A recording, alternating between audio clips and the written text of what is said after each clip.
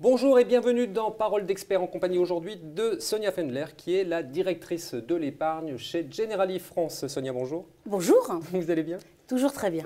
Ça me fait très plaisir de vous recevoir parce que j'ai plein de questions sur l'assurance vie. Et la première, bien évidemment, c'est que les taux sont aujourd'hui très très bas. Oui. Donc ça veut dire que les fonds en euros, en tout cas les rendements dans les années prochaines, seront pas très très bons. Ça vous pose un problème ou pas? Même personnel, je dirais.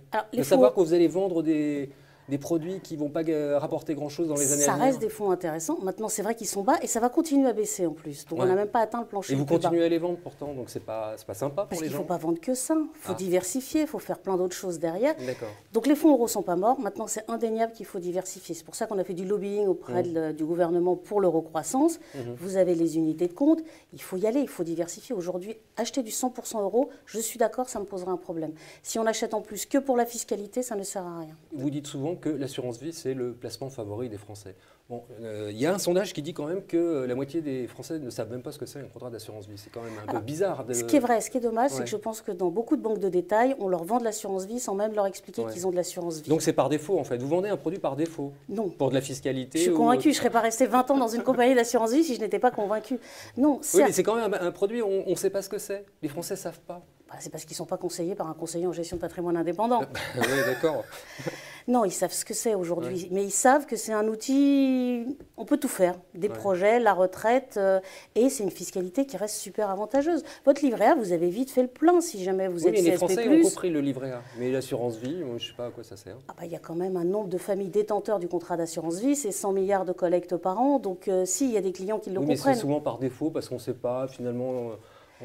les gens arrivent avec de l'argent, on leur dit finalement, prenez de l'assurance vie, ça craint rien. Une fois que vous avez votre résidence principale, vous avez fait le plein du livret A, vous allez investir sur quoi? Vous n'allez pas laisser dormir sur votre compte bancaire. Donc on est bien sur le défaut, c'est par défaut, non? Il est dur. Non, c'est pas par défaut, parce que ça reste intéressant si justement vous voulez pouvoir faire capitaliser vos... Si on diversifie un petit peu. Parlons des CGPI. Vous connaissez bien les CGPI. Je les adore. Qu'est-ce que vous en pensez? Est-ce que vous pensez vraiment que c'est une catégorie de... Ils sont irremplaçables. Ils sont... ça c'est facile à dire, vous ne savez même pas combien... Si. Je sais très bien ce qu'ils me rapportent et j'adore travailler avec eux. Et c'est un métier qui est irremplaçable, mais ils ont un vrai sujet, un, de notoriété, et deux, de se développer. Parce qu'aujourd'hui, leur chiffre d'affaires, il ne progresse pas.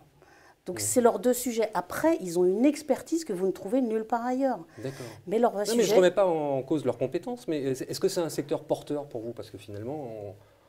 Pour Generali, c'est porteur parce que je prends des parts de marché chez mes concurrents. Mais ce n'est pas porteur au global sur le marché. Il faut qu'ils se développent, il faut qu'ils se renouvellent.